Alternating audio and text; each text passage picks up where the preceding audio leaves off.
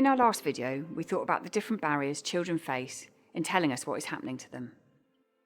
However, one of the biggest barriers they face is not being given the opportunity to tell. We, as people who work with children, also face barriers in identifying and responding to child sexual abuse. No matter what jobs we do, having to think about abused children is challenging. It's about having to think the unthinkable. Our own experiences, beliefs, attitudes, and values will all impact on our ability to consider child sexual abuse as a reason for a change in a child's behaviour. Take a moment now to think about what internal and external pressures you would feel if you had concerns that a child was being sexually abused.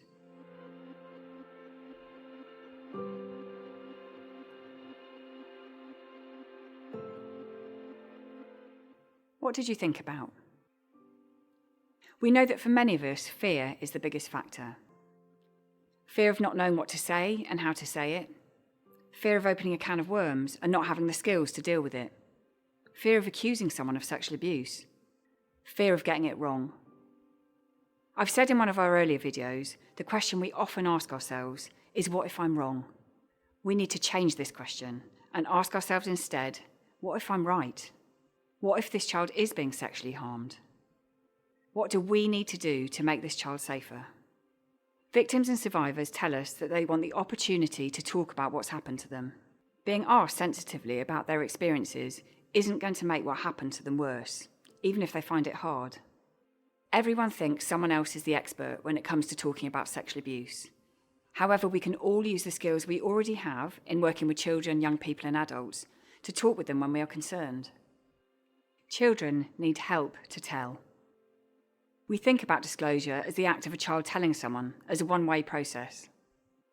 But it's far better to see it as a two-way, interactive process between the child and the adults around them that happens over time. How adults respond to the signs and indicators children are giving is critical to whether children will feel able to confide in them. Disclosure is a relational process, which is renegotiated by each interaction and evolves over time. The adult's characteristics and reactions are as critical to this process as the behaviour and words of the child themselves. It's our job to notice the potential signs of sexual abuse and ask about them. In a previous video, we discussed the signs and indicators of sexual abuse. Now you have the knowledge of what to look out for, you can start by asking yourself 3 questions. How do I feel about talking to the child? What does the child need or want? How can I best respond? So much of what we communicate is through our body language, so it's important that we ensure our bodies are suggesting the same messages as what we are saying verbally. We need to make sure we are physically showing that we have time for the child and that we are comfortable. Think about how and where would be good for you to start your conversation. Create as much privacy as possible for the child. Is the room familiar to the child? Is it warm, comfortable, and quiet? Who else would be in the room? Consider your positioning within that space. In preparation, think about how the child communicates and whether they may experience particular barriers in talking to you. How could you help them overcome these barriers? Does the child have a disability or additional needs? Are they younger in age?